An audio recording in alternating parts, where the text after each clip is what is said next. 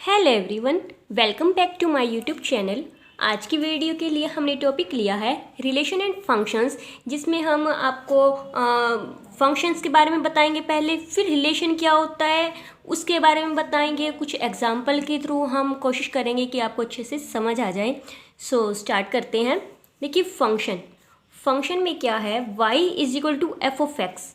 y equal to f of x यानी कि y क्या है, फंक्शन ऑफ x। हम ऐसे इसे रीड करेंगे, इज़ अ फंक्शन, ये एक फंक्शन होगा, ठीक है, इन विच, ये एक फंक्शन है जिसमें डिपेंडेंट वेरिएबल यानी कि y क्या है डिपेंडेंट वेरिएबल और x क्या है इंडिपेंडेंट, ठीक है। Dependent variable y is related, किससे रिलेट होता है ये, independent variable of x in such that for every x there is a unique value of y। मतलब क्या है कि ये डिपेंडेंट क्यों है और ये इंडिपेंडेंट क्यों है। y क्या है, फंक्शन ऑफ x है, इसके अंदर हम जो भी x की वैल्यू रखेंगे, x की वैल्यू रखने पर जो हमारा फंक्शन होएगा, जो भी हमारी फंक्शन अप्लाई होगा, और तब हमारी जो वैल्यू आएगी वो हमारी क्या आएगी, y की वैल्यू, यानी कि x की वैल्यू के ऊपर ही y की वैल्यू डिपेंड होती है। यानी कि जो हम x की वैल्यू लेंगे उसके कोरिस्पोंडेंस हमें y की वैल्यू मिलेगी। तो y हमारा डिपेंडेंट है और x हमारा इंडिपेंडेंट है। और ऐसे कह रहे हैं कि यहाँ पर फॉर एवरी x, यानी कि कोई भी x हो उसके लिए y की सिर्फ यूनिक वैल्यू ही रहेगी। ऐसा नहीं कि हमने कोई एक x लिया और y हमें दो वैल्यू, y की हमें दो वैल्यू मिल रही है तो वो एक फंक्शन की फॉर्म नहीं करेगा। फॉर एग्जाम्पल देखो, इसके लिए we can not have more than one value for same x के लिए हम ज़्यादा वैल्यू नहीं ले सकते। तो for example y equal to 2x है, यहाँ पर ये एक फंक्शन है। यहाँ पर अगर हम बात करें x अगर हम लेते हैं 1 तो हमें y क्या मिल जाएगा, 2 मल्टीप्लाई बाय 1 इक्वल टू 2, यानी कि x इक्वल टू 1 के लिए हमें y की सिर्फ एक यूनिक वैल्यू 2 मिल रही है। और ऐसे ही अगर हम ले x इक्वल टू 2 तो यहाँ पर हमें क्या मिलेगा, y equal to 2 multiply by 2, क्योंकि x की वैल्यू 2 है तो यानी कि 4, यानी कि हमें हर x की वैल्यू के लिए y की हमें यूनिक वैल्यू ही मिल रही है, तो इसलिए ये एक फंक्शन है। इसी तरह अगर हम ले लें y square is equal to 2x, ठीक है, यानी कि स्क्वायर है, यहाँ जाकर स्क्वायर रूट बन जाएगा और ये हमें प्लस माइनस की वैल्यू रिटर्न करता है। यहाँ पर अगर हम y की दो वैल्यू हमें मिलेगी, हम x की कोई एक वैल्यू लेंगे, x की वैल्यू अगर हम 1 पुट करते हैं तो हमें y की वैल्यू क्या मिलेगी, प्लस माइनस अंडर रूट 2, यानी कि हमें यहाँ पर y की दो वैल्यू मिल रही है, तो यह एक फंक्शन की फॉर्म नहीं करता। तो इस तरह से हम देख सकते हैं कि हमारा कौन सा हमारा फंक्शन है और कौन सा फंक्शन नहीं है। यानी कि फंक्शन के लिए ज़रूरी है कि हमें यूनिक वैल्यू मिले y की। ओके, सो फंक्शन हमारे होते हैं, ऑड फंक्शन भी होता है, इवन फंक्शन भी, ठीक है। ऑड फंक्शन और इवन फंक्शन भी हमारे एक इम्पोर्टेंट डेफिनेशन है। तो ऑड फंक्शन क्या है, जब हमारे पास कोई भी फंक्शन गिवन है, ठीक है, उस फंक्शन में जब हम x की जगह माइनस एक्स पुट कर दे तो फंक्शन हमें क्या वैल्यू रिटर्न कर रहा है, यानी कि x की जगह अगर हम माइनस एक्स पुट कर रहे हैं तो हमें minus of function of x return कर रहा है। फॉर एग्जांपल हमने ले लिया फंक्शन साइन x हमने फंक्शन लिया, इसमें x की जगह अगर हम माइनस एक्स पुट करते हैं तो हमें माइनस के साइन x रिटर्न कर रहा है, यानी कि f ऑफ x किसके इक्वल आ गया है, माइनस के साइन x क्या है हमारा एफ एक्स माइनस के f ऑफ x, यानी कि जब हम माइनस x अंदर है वो बाहर आ गया, तो ये हमारा कैसा फंक्शन है, ऑड फंक्शन। ओके, तो ऑड फंक्शन क्या होता है, सिमेट्रिक टू ओरिजिन, ठीक है, यानी कि सिमेट्रिक टू ओरिजिन, यानी कि हम जब हम ग्राफ की फॉर्म में इसे देखते हैं तो सिमेट्रिक टू ओरिजिन हम कहेंगे तो वो ऑड फंक्शन माना जाता है। यानी कि ये हमारा ओरिजिन है, ठीक है, ये हमारे पास ऐसे लाइन जा रही है, ये हमारी क्या है, इस टाइप की लाइन अगर हमारे पास ऐसे ओरिजिन से पास होकर ऐसे जाती है जब, तो हम उन्हें क्या कहते हैं, सिमेट्रिक टू ओरिजिन। और ये हमारा साइन का हमारा एक ग्राफ की फॉर्म में हमने बनाया है, तो ये हमारा क्या है, ऑड फंक्शन है। तो आगे बढ़ते हैं इवन फंक्शन। इवन फंक्शन में सिर्फ इतना फ़र्क है, जब हम एफ ऑफ एक्स में जो है अगर हम एक्स की जगह माइनस एक्स पुट कर दें तो हमें F of x he return करेगा, ठीक है। तो for example cos of x जो हमने फंक्शन लिया, एफ ऑफ एक्स हमने लिया है cos of x, cos of x लिया है, जब हमने x की जगह माइनस एक्स पुट किया तो हमें वापस cos of x he return करता है। तो ये हमारा कैसा है, इवन फंक्शन है। और इवन फंक्शन क्या होता है, सिमेट्रिक अबाउट y एक्सिस होता है, यानी कि y एक्सिस के सिमेट्रिक कैसे, देखिए यहाँ से ये वाली लाइन, ये और ये, ठीक है, ये y एक्सिस हमारी है, ये x एक्सिस है, यहाँ पर ये क्या है, इक्वल है और इक्वल डिस्टेंस पे ये लाई कर रही है, तो ये हमारी क्या है, symmetric to y axis. Okay, तो इस तरह से हम फंक्शंस को देखते हैं कि इवन है या ओड है। तो ये तो हमारी वैसे फंक्शन की डेफिनेशन थी, लेकिन अब हम जाते हैं कि रिलेशन एंड फंक्शंस के बारे में। ठीक है, रिलेशन के बारे में पढ़ने से पहले हम ये देखेंगे कि सेट क्या है, क्योंकि रिलेशन जो होता है हमारा सेट के बीच में ही होता है, दो सेट होते हैं उनके बीच में रिलेशन होता है। तो सेट क्या है, पहले हम सेट की डेफिनेशन को समझेंगे, फिर हम रिलेशन के बारे में समझेंगे, एंड देन रिलेशन में फंक्शन क्या कैसे काम करता है, क्या फंक्शन होता है, वो हम देखेंगे।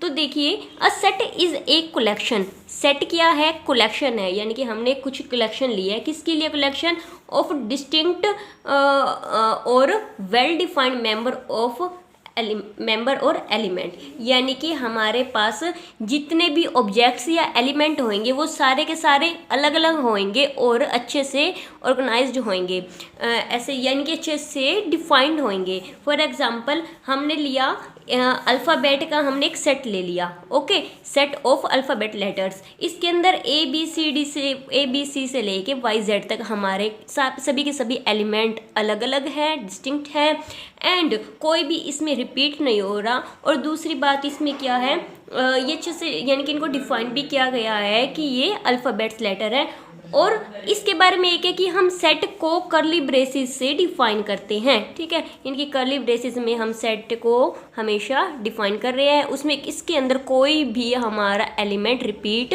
नहीं होगा।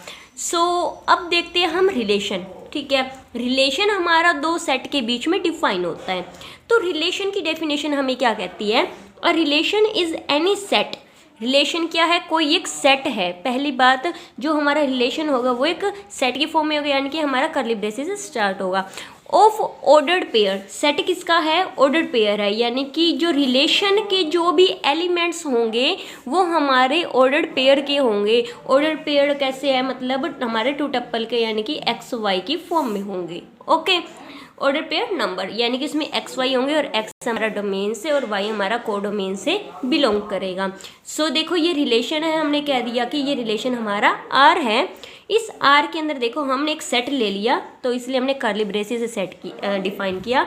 तो ये रिलेशन क्या है, इसके अंदर ये एक्स है, ये वाई है, यानी कि ऑर्डर्ड पेयर ये एलिमेंट है, first element, second element, third and fourth element.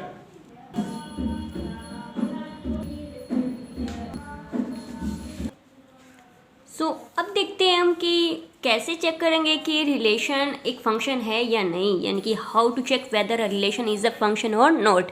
यानी कि हमें ये तो पता है कि जो ऑर्डर्ड पेयर का जो सेट होता है, जो कर्ली ब्रेसेस में डिफाइन होता है, वो रिलेशन होता है। अब ये देखना है ये रिलेशन हमारा फंक्शन है या नहीं है, ये हम कैसे चेक करेंगे।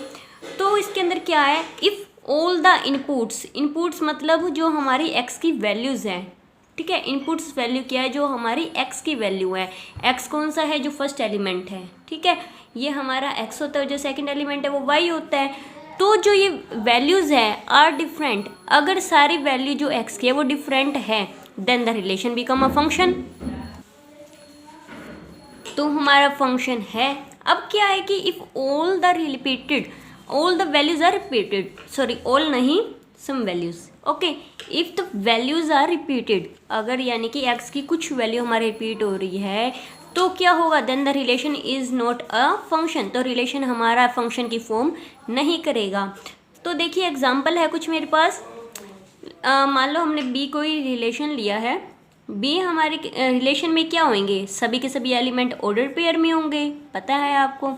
सो देखिए इसके अंदर ये x है, ये y है, x की वैल्यू 1 1 रिपीट हो रही है, ठीक है, 3 3 3 रिपीट हो रही है, तो इसका मतलब ये क्या है, एक फंक्शन की फॉर्म नहीं कर रहा।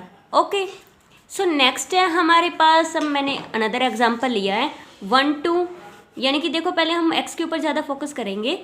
तो 1 2 3 4 सभी वैल्यू इसके डिफरेंट है, रिपीट नहीं हो रही, तो इसका मतलब ये क्या एक फंक्शन की फॉर्म कर रहा है।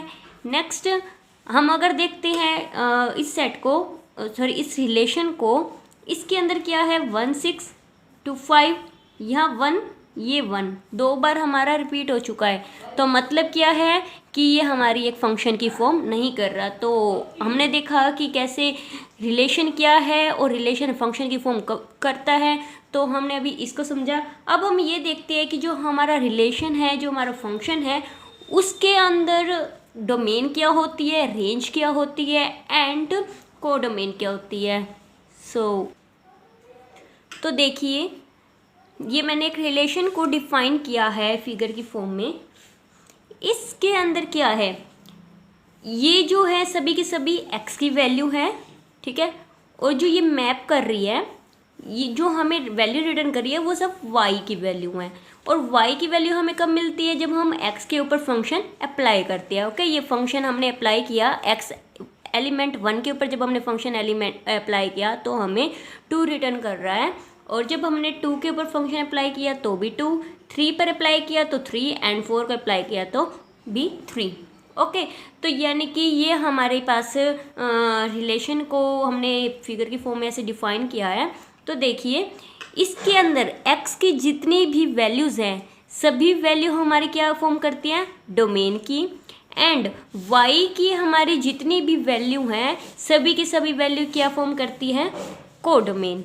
ओके, यानी कि डोमेन हमारी क्या है, डोमेन की अगर हम बात करें तो 1 2 3 4, और कोडोमेन क्या है हमारी, ये भी 1 2 3 4, क्योंकि सभी वैल्यू लेनी है। अब रेंज क्या है, जो डोमेन है जिस एलिमेंट पर मैप करेगी वो वैल्यू हमारी रेंज के अंदर आती है, यानी कि हमारे पास 2 और 3 ये दो एलिमेंट क्या है, रेंज में है, इसलिए हमारी क्या होगी रेंज 2 एंड 3।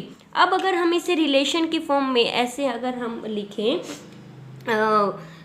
तो हम कैसे लिख सकेंगे इसे, तो देखिए 1 का किसके साथ है, 2 के साथ, 1 2 ऑर्डर्ड पेयर में, 2 का 2 के साथ 2 2, 3 का 3 के साथ 3 3, 4 का 3 के साथ 4 3, और इसे हमने रिलेशन है इसलिए ऑर्डर पेयर में बनाया, और इसे कर्ली ब्रेसेस में हमने इसे close and open and close कर दिया। तो इस तरह से हम देख सकते हैं कि रिलेशन क्या है, फंक्शन क्या है, उसके अंदर डोमेन, कोडोमेन क्या है एंड रेंज क्या है। सो वीडियो देखने के लिए बहुत बहुत धन्यवाद। प्लीज़ वीडियो को शेयर, लाइक, कमेंट जरूर करना एंड चैनल को सब्सक्राइब जरूर करना। Thank you everyone.